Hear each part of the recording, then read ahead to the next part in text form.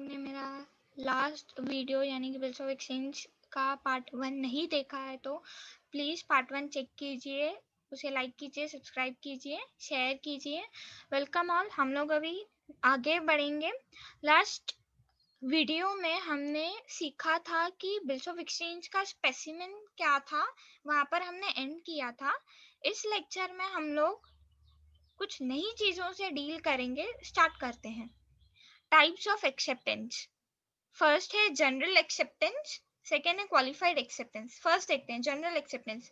When the drawee accepts the draft without any charges और condition, it is called as general acceptance. It is also known as unconditional acceptance. ये क्या बोल रहा है कि जब ड्रॉवी बिना कुछ कंडीशन रखे बिल ऑफ एक्सचेंज एक्सेप्ट कर लेता है तो उसे जनरल एक्सेप्टेंस बोलते हैं। Second, qualified acceptance. When drawee accepts the bill with certain qualifications to the order of the drawer, it is called as qualified acceptance. अभी क्वालिफाइड एक्सेप्टेंस क्या होता है?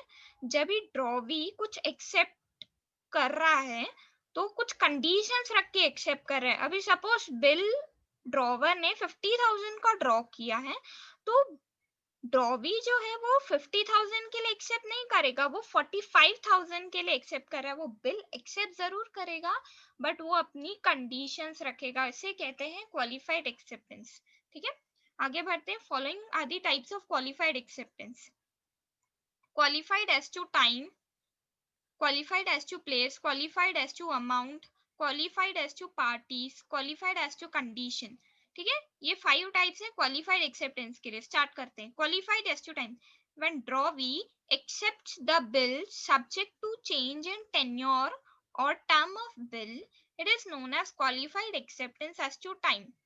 जब भी ड्रॉवी बिल एक्सेप्ट करता है, ड्यूरेशन ऑफ बिल को नजर में रखते हुए उसे बोलते हैं qualified acceptance as to time.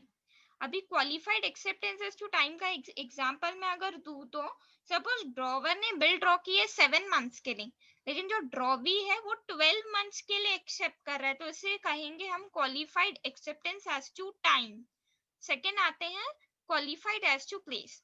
When the drawee mentions that bill will be payable at a particular place only, it is known as qualified acceptance as to place। अभी suppose drawer है, वो बोलता है कि मुझे नासिक में बिल दीजिए क्योंकि उसका ऑफिस, हेड ऑफिस वहां पर है, लेकिन ड्रॉवी क्या बोलता है, नहीं मैं बिल पे जरूर करूंगा पर मैं दिल्ली में पे करूंगा। तो ये हो गया qualified acceptance as to place. Next आ जाते हैं qualified as to amount. When the drawee accepts the bill for a part of the amount of the bill, it is known as qualified acceptance as to amount. अभी suppose drawer ने bill draw किया है 50,000 का, लेकिन drawee जो है वो 50,000 का बिल नहीं एक्सेप्ट करेगा, वो 40,000 का एक्सेप्ट कर सकता है या 45,000 का एक्सेप्ट कर सकता है। उसे बोलते हैं qualified acceptance as to amount. Next आते हैं qualified as to parties. When the drawee is not ready to pay the amount of bill to the payee named in the bill, it is known as qualified acceptance as to parties। मैंने आपको starting में बताया था कि कुछ cases ऐसे रहते हैं जहाँ पर ड्रॉवर और पेई सेम पर्सन होता है, बट कुछ केसेस में ऐसा भी होता है कि ड्रॉवर अलग होता है, पेई अलग होता है। करेक्ट, तो उसी के बारे में दिया गया है ये। नेक्स्ट आ जाते हैं qualified acceptance as to condition. When the drawee accepts the bill subject to certain conditions being fulfilled by the drawer, it is known as qualified acceptance as to conditions. ये कुछ भी नहीं है, ये ऐसा ही है कि ड्रॉवर जो भी कंडीशन रखेगा ना, मतलब जो कंडीशन ड्रॉवी को नहीं समझ में आएगी ना, वो अपनी कंडीशंस रखकर बिल को एक्सेप्ट कर लेगा। That's all, nothing else is important in this. आगे बढ़ते हैं। नेक्स्ट, कल मैंने आपको स्टैंडर्ड फॉर्मेट दिखाया था, स्पेसिमेन दिखाया था बिल्स ऑफ एक्सचेंज का। आज हम लोग एक फर्स्ट फॉर्मेट एक बार ट्राई कर लेते हैं। It's very easy. ठीक है, आगे बढ़ते हैं। From the following details prepare a format of bills of exchange. ठीक है, ड्रॉवर का एड्रेस दिया है, ड्रॉवी का एड्रेस दिया है, अमाउंट बताया है बिल का कितना है, नेक्स्ट है टेन्योर और टर्म दिया है, नेक्स्ट डेट ऑफ बिल दिया है, डेट ऑफ एक्सेप्टेंस दिया है। मैंने जैसे आपको फॉर्मेट बताया था आपको वैसे ही लिखना है, करेक्ट। एक सेकेंड, ठीक है। मैंने बताया था यहाँ पे आपको बिल्स ऑफ एक्सचेंज मेंशन करना है। नेक्स्ट यहाँ पे ड्रॉवर की एड्रेस होगी, यहाँ पे डेट होगी, ठीक है, यहाँ पे स्टैम्प। नेक्स्ट आ जाते हैं, यहाँ पे अमाउंट लिखा होगा, यहाँ पर duration of the bill after date pay to me or my order the sum of rupees, यहाँ पे वर्ड्स में लिखना है आपको अमाउंट, ठीक है। आगे यहाँ पे ड्रॉवर की साइन, नीचे आ जाते हैं यहाँ पे ड्रॉवी का एड्रेस, फिर यहाँ पे एक्सेप्टेड ड्रॉवी, नीचे डेट, ठीक है। It's very easy. मैंने आपको एक फॉर्मेट बता दिया and I hope so HSC board candidates are mature enough कि वो फॉर्मेट्स एटलीस्ट खुद से कर सकते हैं, ठीक है। ये मैंने आपको एक फॉर्मेट एक्सप्लेन कर लिया, बाकी के आप खुद कर सकते हैं, देयर आर वेरी इजी। सिर्फ आपको ड्रॉवर ड्रॉवी की डिटेल्स अप्रोप्रिएट जगह पर लिखनी है और प्रॉपरली लिखना है, ओके। आगे बढ़ते हैं हम। they are very easy, need not to take much tension। ये प्रोमिसरी नोट, अब ये प्रोमिसरी नोट क्या होता है, ये ना ड्रॉवी ड्रॉवर को देता है, ठीक है। प्रोमिसरी नोट का ये स्टैंडर्ड फॉर्मेट रहता है, यहाँ पर ड्रॉवी की एड्रेस रहती है, यहाँ पर डेट, ये स्टैम्प और ये अमाउंट रेगुलरली। नेक्स्ट ये ड्यूरेशन ऑफ द बिल और अमाउंट फिगर्स में, ये ड्रॉवी का सिग्नेचर, ये ड्रॉवर का एड्रेस, ओके। नेक्स्ट आ जाता है important terms of bills of exchange, important, ठीक है। तो ध्यान देते हैं, पहला वाला है टर्म और टेन्योर ऑफ द बिल, ठीक है। Duration of the bill month में भी हो सकता है, डेज में भी हो सकता है। फॉर एग्जाम्पल कि बिल ऑफ एक्सचेंज ड्रॉवर ने ड्रॉ किया ड्रॉवी पर 3 दिन के लिए या 3 महीनों के लिए, 3 दिन के लिए, कितना भी हो सकता है, करेक्ट। अब बिल ऑफ एक्सचेंज का सेकेंड इंपॉर्टेंट टर्म है draft. A bill before acceptance is known as draft. ये मैंने आपको features of bills of exchange में लास्ट लेक्चर में बताया था, अगर आपको याद होगा तो। Days of grace, 3 extra days allowed by law over and above the term of bill to the drawee in order to make arrangement for payment of the amount of the bill is known as days of grace. However, days of grace is not allowed for bills of payable on demand or at sight. ये days of grace क्या होते हैं, अभी suppose कि bill of exchange drawer ने 3 महीने के लिए ड्रॉ किया है 1 जनवरी को, तो इसी हिसाब से 3 महीने कब होंगे, 1 फेब, 1 मार्च, 1 अप्रैल। अभी 3 डेज ऑफ ग्रेस ऐड होंगे, यानी कि अब ड्यू डेट जो है बिल की, बिल ऑफ एक्सचेंज की, वो 4 अप्रैल को होगी, करेक्ट। नेक्स्ट आ जाते हैं डेट ऑफ मेच्योरिटी और ड्यू डेट ऑफ बिल, ये मैंने आपको बता दिया अभी ही। इसके दो इंपॉर्टेंट टर्म्स होते हैं ड्यू डेट के, कि अभी सपोज ड्यू डेट आ रही है कोई पब्लिक हॉलीडे के दिन, फॉर एग्जांपल संडेज हुए,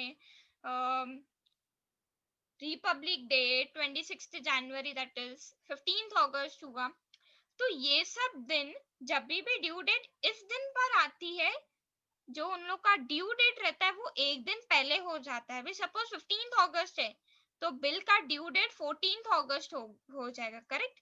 और इन केस अगर सडन हॉलीडे डिक्लेयर हो जा रही है तो उस दिन, अभी सपोज 17 अगस्त को ड्यू डेट थी बिल की, लेकिन सडन हॉलीडे डिक्लेयर हो गया, तो अब जो ड्यू डेट हो जाएगी बिल की वो 18 अगस्त हो जाएगी, ठीक है। आगे बढ़ते हैं।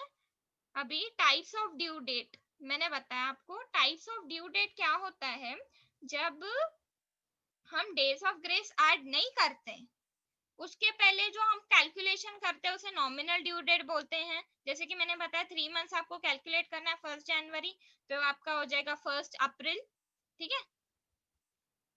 और अभी लीगल ड्यू डेट होता है डेज ऑफ ग्रेस, यानी कि 3 एक्स्ट्रा डेज जो होते हैं वो ऐड करने के बाद जो डेट आती है उसे लीगल ड्यू डेट कहते हैं, ठीक है। नेक्स्ट आ जाते हैं calculation of due date in case of bills payable after date. पहला है tenure of bill given in months. यहाँ पे क्या बोला है, a bill dated 12th June 2019 is payable 2 months after date. Calculation the date of the due date of the bill. ठीक है, 12 तारीख को बिल बनाया गया है 2 महीने के लिए. ठीक है, तो कितना हो जाएगा? 12th जुलाई, 12th अगस्त.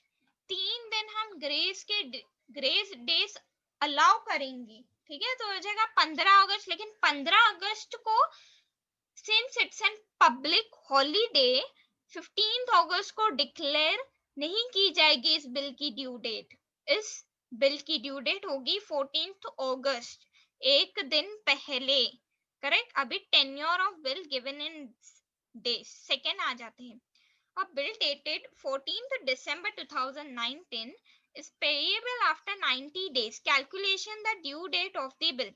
यहाँ पर अभी आपको डेज में दिया गया है. ठीक है, 14th दिसंबर से लेके 90 डेज कभी आएंगे? 13 मार्च तक आएंगे. यहाँ पे ही आपको दिया गया है कैलकुलेशन. करेक्ट.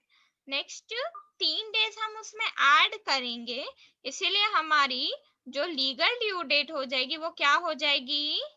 16th मार्च 2020. ठीक है. नेक्स्ट आ जाते हैं. In case of bills payable after sight, method of calculation of due date is same of after date and after sight bill. The only difference is that the term of bill is counted from the date of acceptance and not from the date of drawing in case of bills payable after sight.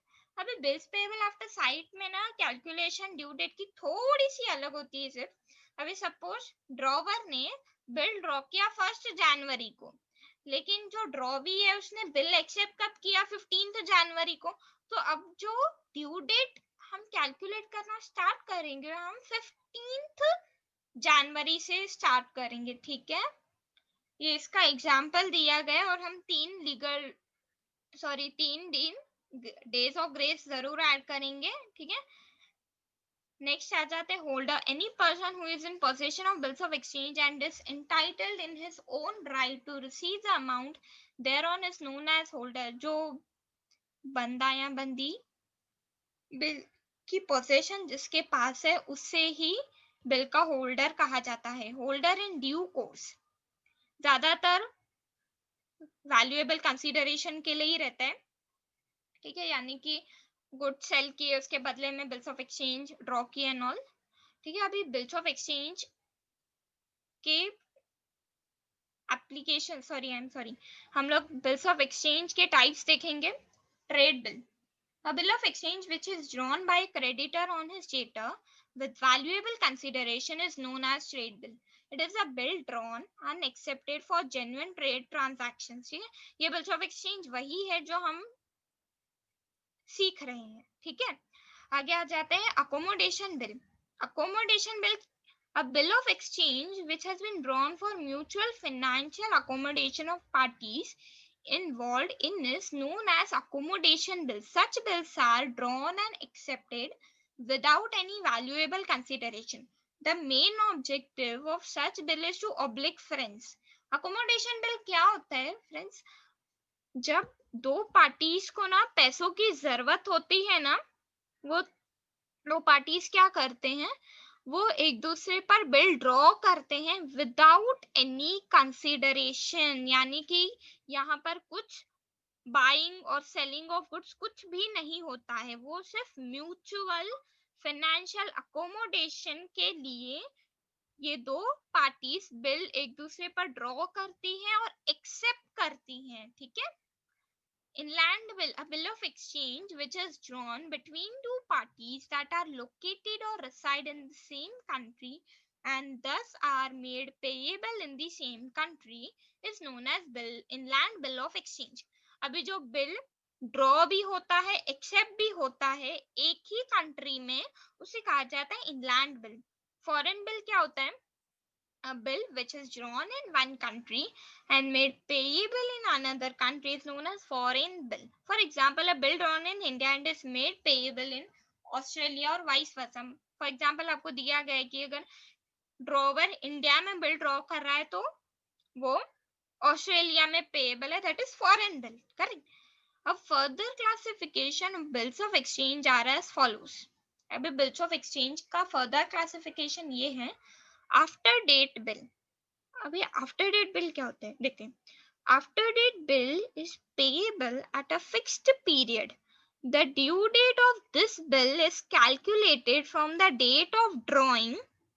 Grace period of 3 days are allowed on this bills. ठीक है।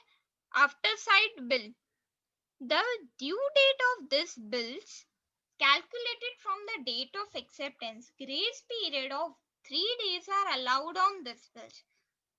Bill payable on demand और eight site. अभी ये जो bill रहते हैं ना, जो डिमांड और साइट पे किए जाते हैं, इन बिल्स के लिए कोई भी ग्रेस डेज अलाउड नहीं किए जाते हैं। यहाँ पे देखो, grace days are allowed on this bills and here also grace days are not allowed for such bills. ठीक है, नेक्स्ट आ जाते हैं honoring of bills of exchange. A bills of exchange drawn for a certain period becomes due for payment on the due date. If the acceptor or drawee pays the amount of the bill on the due date, it is known as honoring of bill. अभी जब drawer bill बनाता है, जिस दिन उसकी due date होती है, अगर उस दिन वो बिल का अमाउंट ड्रॉवी से ड्रॉवर को मिल जाता है तो उसे कहते हैं ऑनरिंग ऑफ बिल एक्सचेंज। ठीक है। अभी डिसऑनरिंग ऑफ बिल्स ऑफ एक्सचेंज क्या होते हैं? डिसऑनरिंग ऑफ बिल्स ऑफ एक्सचेंज वो होता है जिस दिन पर अगर ड्यू डेट है तो ड्रॉवी ड्रॉवर को पैसे नहीं दे रहा है, तभी क्या कहेंगे कि ये डिसऑनर है बिल्स ऑफ एक्सचेंज का। अभी dishonour of bills of exchange दो तरीके के हो सकते हैं, dishonour bye non acceptance, dishonour bye non payment. Dishonour bye non acceptance क्या होता है? That is when drawee does not accept the bill.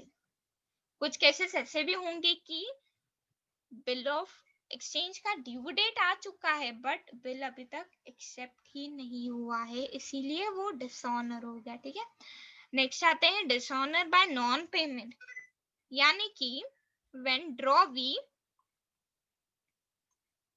drawee makes default in payment on the due date, यानी कि जो ड्रॉवी है वो bill of exchange के पैसे नहीं दे रहा है। नोटिंग ऑफ डिसऑनर, अभी देखो फ्रेंड्स, जब भी बिल ऑफ एक्सचेंज डिसऑनर होता है ना, तो उसके लिए ना नोटिंग चार्जेस लगते हैं। ठीक है, कुछ अमाउंट नोटिंग चार्जेस लगता है। नोटरी पब्लिक इज, यहाँ पे आप देख सकते हैं लिखा हुआ है नोटरी पब्लिक।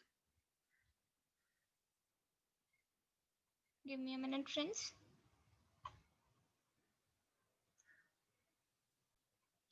ठीक है, हम क्या कर रहे थे, हम नोटिंग ऑफ चार्जेस पे थे। जब बिल डिसऑनर हो जाता है ना, तो इस बिल पर डिसऑनर होने की चार्जेस लगती है, नोटिंग चार्जेस, जो notary public certain fees charge करता है बिल ऑफ एक्सचेंज डिसऑनर पे। नोटिंग चार्जेस किस पर चार्ज की जाती हैं? ड्रॉवी पर। बट ड्रॉवी के बिहाफ पर कौन पे करता है? कुछ केसेस में ड्रॉवर पे करता है, कुछ केसेस में एंडोर्सी पे करता है। ठीक है, classification of bills for accounting, अभी हम इसकी बिल्स ऑफ एक्सचेंज की अकाउंटिंग से डील करेंगे। ये बिल्स रिसीवेबल और बिल्स पेएबल, आपको पता है ये स्पेसिमेन है बिल्स पेएबल बुक का और बिल्स रिसीवेबल बुक का। ठीक है, देखिए accounting treatment bills of exchange की किस तरीके से हो सकती है? चार हैं उसके लिए, चार तरीके। कि बिल ड्यू डेट तक ड्रॉवर के पास ही पड़ा है, या तो फिर बिल्स ऑफ एक्सचेंज बैंक से ड्रॉवर ने डिस्काउंट करवा लिया है। तीसरा है बिल को एंडोर्स किया गया है। चौथा है sending the bill to the bank for collection. अब ये बैंक फॉर कलेक्शन एक डमी अकाउंट रहता है, करेक्ट। हमने एंडोर्समेंट का कंसेप्ट तक नहीं सीखा है। तो एंडोर्सिंग क्या होता है, जब अभी सपोज कि ड्रॉवर है, उसने ड्रॉवी पर बिल बनाया है, लेकिन ड्रॉवर का भी तो क्रेडिटर होगा, ठीक है। तो ये जो ड्रॉवर होता है ना, वो क्या करता है, जब भी उसके पास बिल रहता है, उसके भी क्रेडिटर होते होंगे, तो वो बिल उनको दे देता है, जैसे कि वो क्रेडिटर है जो, वो उनके क्रेडिटर को जाके पैसे दे दे, ठीक है। आगे बढ़ते हैं। Retaining the bill till due date, first case हम सॉल्व करेंगे। Drawer can retain the bill till the due date. On the due date, he presents the bill to the drawee for payment, which can be honored or dishonored by the drawee.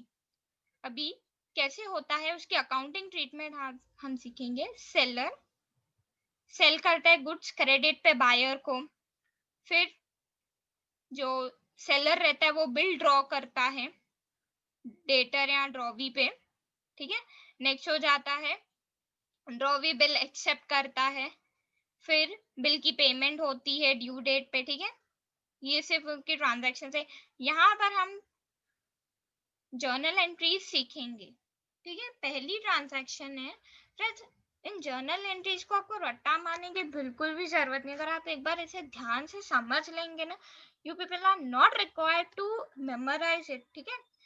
First देखते हैं, creditor sell goods on credit. अभी sales की entry क्या होती है, हम sales account को credit करते हैं, ठीक है। पहले हम बुक्स ड्रॉवर के बुक्स में हम करेंगे जर्नल एंट्री, ठीक है।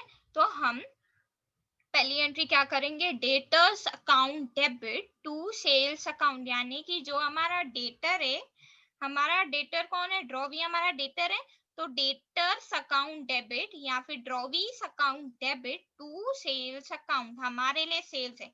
अभी लेकिन हम ड्रॉवी की बात करें तो उसके लिए परचेस है, तो परचेस को हम क्या करते हैं फ्रेंड्स, डेबिट करते हैं, सेल्स को क्रेडिट करते हैं। तो ड्रॉवी के बुक्स में purchases account debit to creditors account. Second transaction, bill of exchange draw हो रहा है और एक्सेप्ट हो रहा है, इसकी एंट्री ड्रॉवर क्या पास करेगा, तो भाई ड्रॉवर क्या पास करेगा, bills receivable account debit to drawee's account. Drawee क्या पास करेगा, drawer's account debit to bills payable account, ठीक है। थर्ड आ जाते हैं, retained bill honour on due date. Next, cash oblique, अभी जब बिल की पेमेंट हो रही है तो हमारे पास कैश आएगा तो हम कैश अकाउंट को डेबिट करेंगे, करेक्ट। तो कैश अकाउंट डेबिट या bank account debit to bills receivable account, ठीक है। बिल ऑनर हो चुका है ड्यू डेट पे। अभी ड्रॉवी के केस में क्या हो जाएगा कि bills payable account debit to cash oblique bank, जब भी हमारे पास पैसे आते हैं तो हम कैश अकाउंट को डेबिट करते हैं, और जब भी जाते हैं तो क्रेडिट करते हैं, वही कंसेप्ट अप्लाई किया गया, दैट्स ऑल। रिटेन्ड बिल जब डिसऑनर हो जाता है, अभी बिल डिसऑनर हो जाता है तो हम ड्रॉवी को फिर से डेटर बना लेंगे, ठीक है। तो drawee's account debit to bills receivable account. Next आ जाते हैं ड्रॉवी के केस में bills payable account debit to drawee's account. Next, retained bill dishonor on the due date and noting charges paid by the drawer। कुछ cases में आपको noting charges दिखेंगे, कुछ केसेस में नहीं दिखेंगे। तो अभी अगर नोटिंग चार्जेस दिए गए तो हम एंट्री कैसे पास करेंगे, ड्रॉवर्स अकाउंट डेबिट, मतलब ड्रॉवर से हमें क्या क्या मिलेगा, एक तो बिल का अमाउंट और कैश का, तो drawee's account debit to bills receivable account to cash account, bills payable account debit noting charges account debit to drawer's account, ठीक है। नेक्स्ट आ जाते हैं, ये क्या लिखा है, कुछ इंपॉर्टेंट नोट लिखा है वो हम एक बार पढ़ लेते हैं। When retained bill is dishonored, the duty of establishing the fact that the bill was presented to drawee for payment is of the drawer. Drawer pays the noting charges which will be ultimately recovered from the drawee. Friends, drawer चाहे भले ही वो उस वक्त noting charges पे करे, लेकिन वो बाद में रिकवर कर सकता है ड्रॉवी से, ठीक है। अभी हम आ जाते हैं, हम रिटेन्ड बिल का आज एक एग्जाम्पल सॉल्व करेंगे, ठीक है। हम लोग पहले कॉलम्स बना लेते हैं। Friends give me a moment. So I hope everyone is ready with their columns. हम स्टार्ट करते हैं बिल ऑफ एक्सचेंज का फर्स्ट सम रीड करते हैं। पहले क्या दिया है, on 1 June 2019 Pratap sold goods to Sujit worth rupees 82,000. Sujit accepted a bill drawn upon him by Pratap for 2 months for 82,000. Give journal entries in the books of Pratap and Sujit for the following cases. Friends, आज हम सिर्फ drawer की entries करेंगे, सो कि confusion ना हो किसी भी चीज का, ठीक है। 3 केसेस दिए गए, अगर बिल और ड्यू डेट पे ऑनर हो जा रहा है या बिल डिसऑनर हो जा रहे हैं। बिल डिसऑनर हो रहा है और नोटिंग चार्जेस प्रताप पे कर रहा है, ठीक है। हम लोग सम से शुरुआत करते हैं। Okay let's start. Wait a minute friends.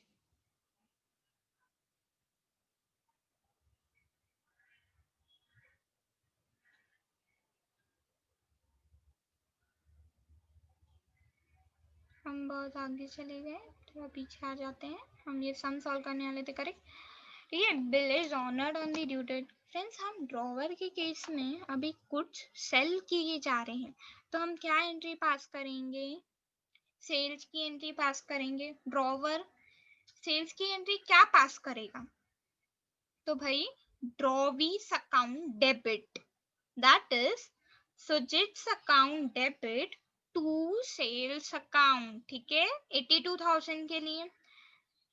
Second, हम बिल रिसीवेबल की एंट्री यानी कि बिल एक्सेप्ट किया गया है उसकी एंट्री पास करेंगे, तो उसकी एंट्री क्या हो जाती है, bills receivable account debit to drawee's account, that is Sujit's account. Next आ जाते हैं, अभी हमें कहा गया है कि बिल अगर ऑनर हो जा रहा है ड्यू डेट पे, तो हम एंट्री क्या पास करेंगे, cash account debit to bills receivable account. ये एंट्रीज हमने पहले भी सीखी हैं, ठीक है। अभी अगर बिल डिसऑनर हो जा रहा है तो हम क्या करेंगे, वापस से उसको ड्रॉवी जो है उसको फिर से डेटर बना देंगे, ठीक है। तो Sujit's account debit to bills receivable account. अभी अगर बिल डिसऑनर हो गया ड्यू डेट पर, नोटिंग चार्जेस प्रताप ने पे किए, तो क्या हो जाएगा, Sujit's account debit to bills receivable account and to cash account, ठीक है, कि उसकी बिहाफ पे हमने नोटिंग चार्जेस भी पे किए हैं, तो हम उससे वो रिकवर कर सकते हैं। ओके, आई होप कि मुझे एंट्रीज लिखने की जरूरत नहीं है, आप लोग इनफ मैच्योर है कि अगर आपको कॉन्सेप्ट्स क्लियर है तो आप लोग एंट्रीज खुद भी पास कर सकते हैं। फ्रेंड्स आज हम ये लेक्चर यहाँ पे ही कंक्लूड करेंगे। आई होप कि मैंने जो भी आपको सिखाने की कोशिश की वो आपको कॉन्सेप्ट समझ में आए हैं। Thank you.